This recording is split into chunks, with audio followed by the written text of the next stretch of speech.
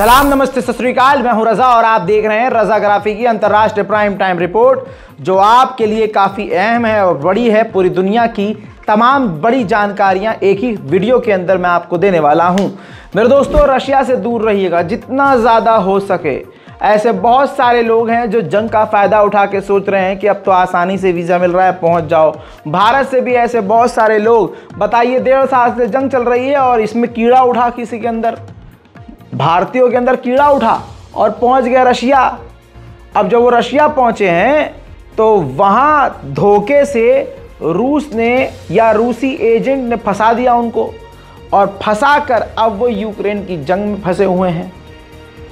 भाई साहब, 1-2 नहीं 7 भारतीय लोगों की खबर आई है, जिसमें वो सातों के सातों भारतीय रूस घूमने गए थे और उनके साथ सीन ऐसा हो गया, गए थे घूमने, वहां पर एजेंट ने सीन शॉट कर दिया उनके साथ। उसने कहा कि चलो बेलारूस भी घुमा लाऊं।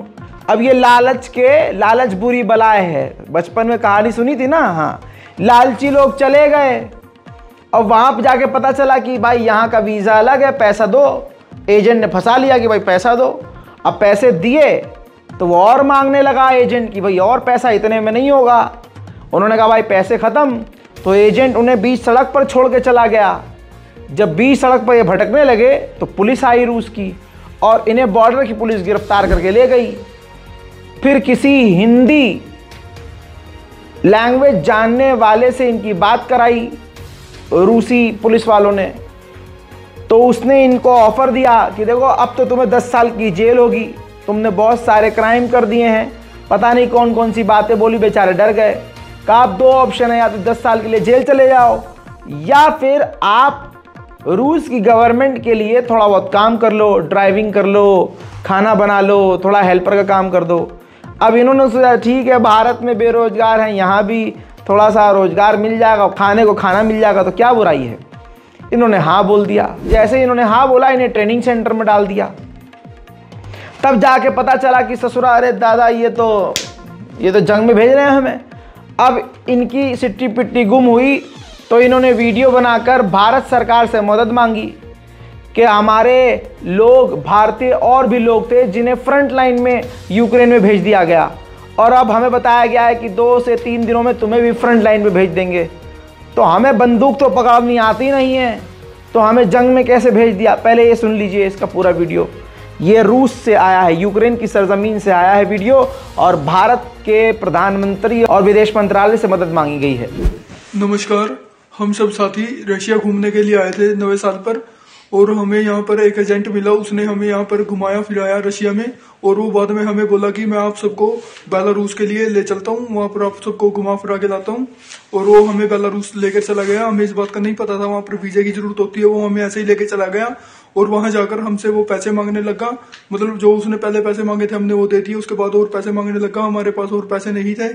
उसने हमको ना वहीं पर बेलारूस हाईवे पर छोड़ दिया, और वहां फिर हमको पुलिस ने पकड़ लिया। पुलिस ने पकड़कर रशिया आर्मी को दे दिया हमें।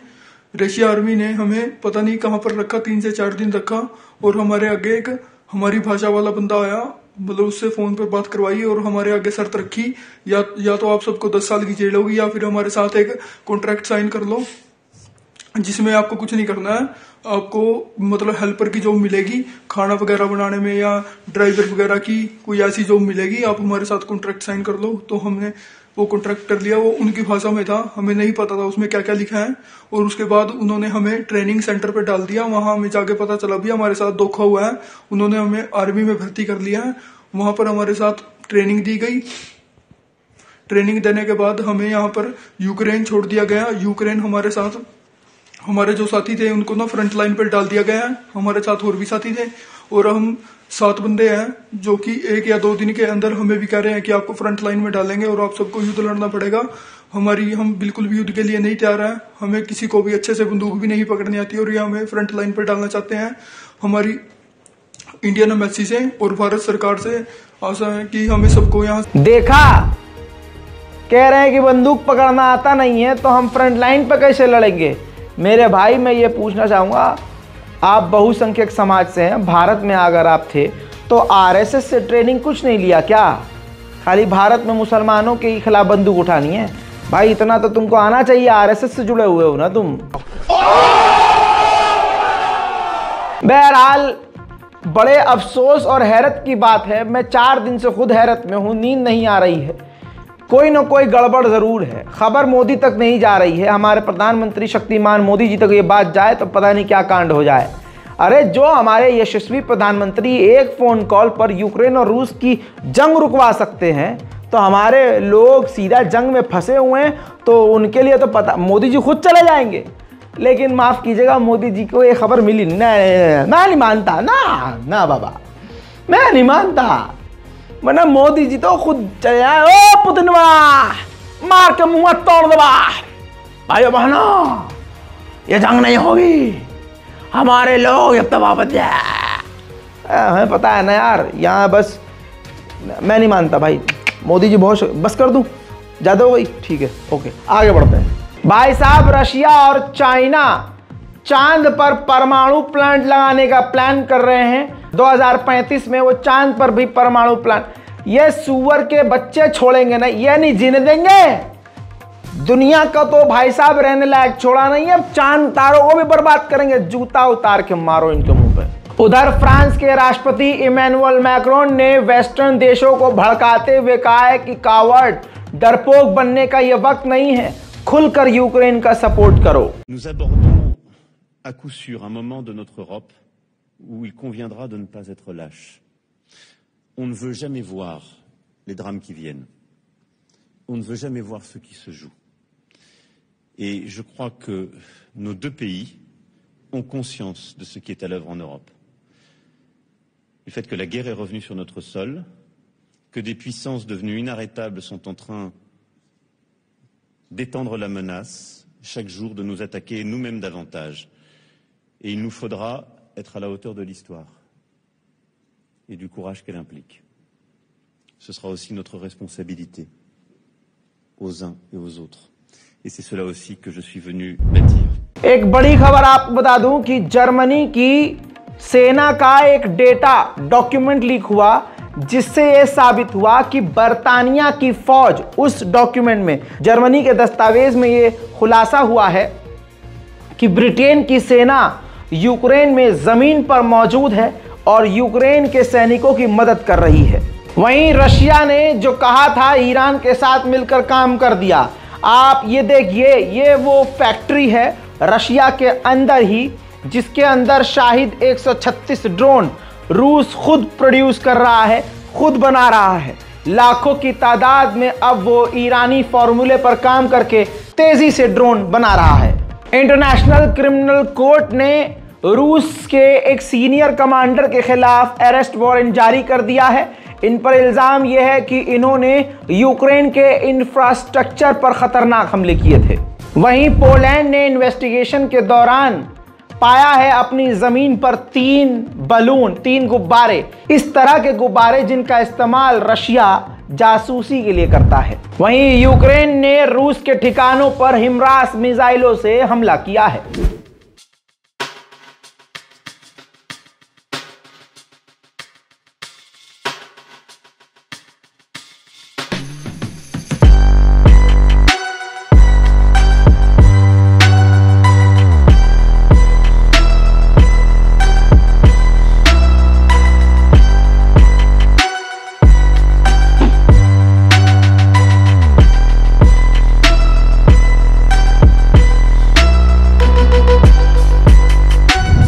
ब्लैक सी में फ्रांस के फाइटर जेट उड़ान भर रहे थे।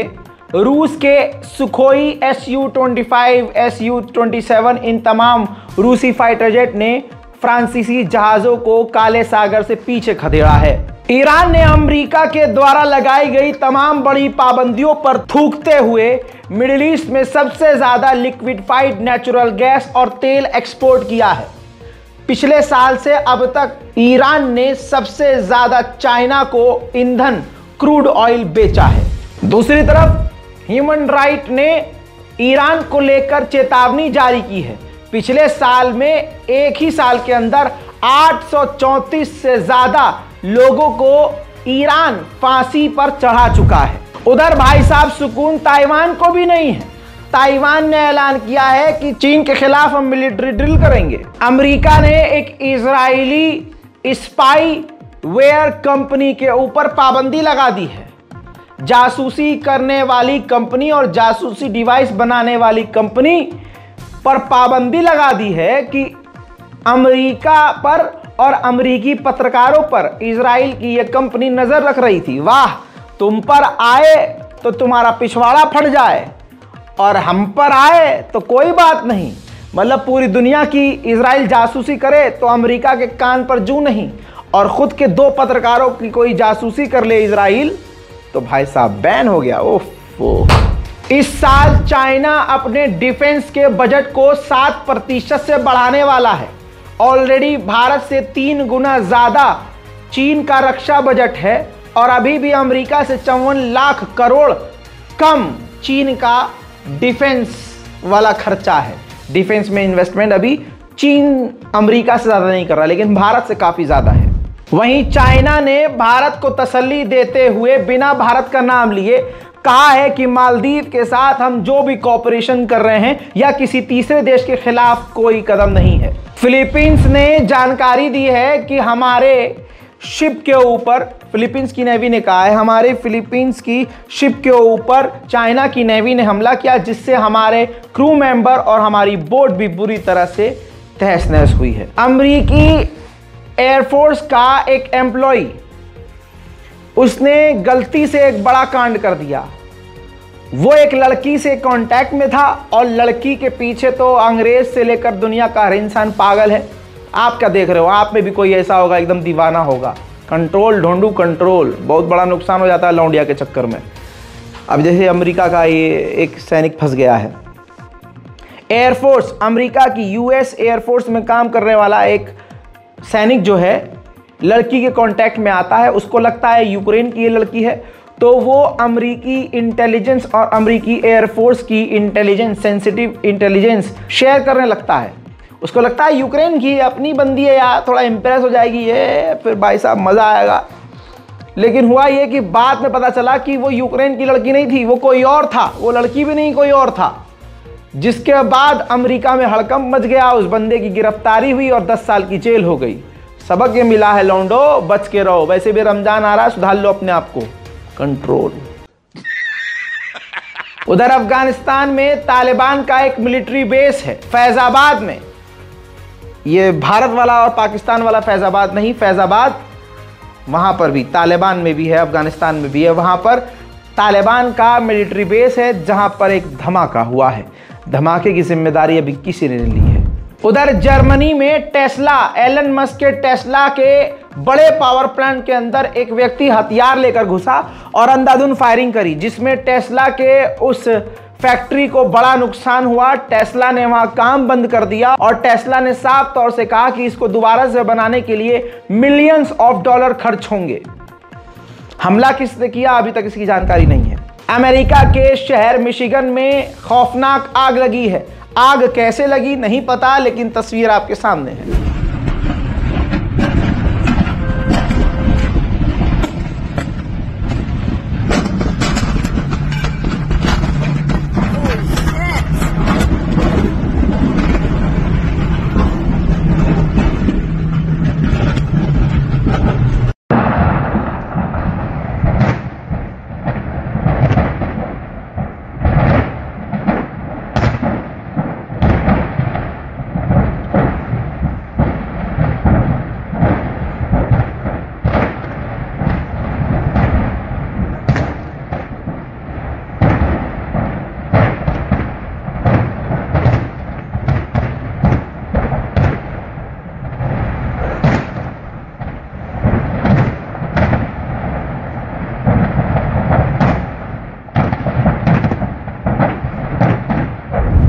अंतर्राष्ट्रीय प्राइम टाइम रिपोर्ट में आज और अभी के लिए इतना ही। इस रिपोर्ट को शेयर कीजिए, कमेंट सेक्शन में अपनी दुआएं जरूर छोड़ के जाइए, अपनी राय लिखिए और तमाम अपने साथियों से हमारे चैनल रजाग्राफी को सब्सक्राइब करवाइए। जय हिंद।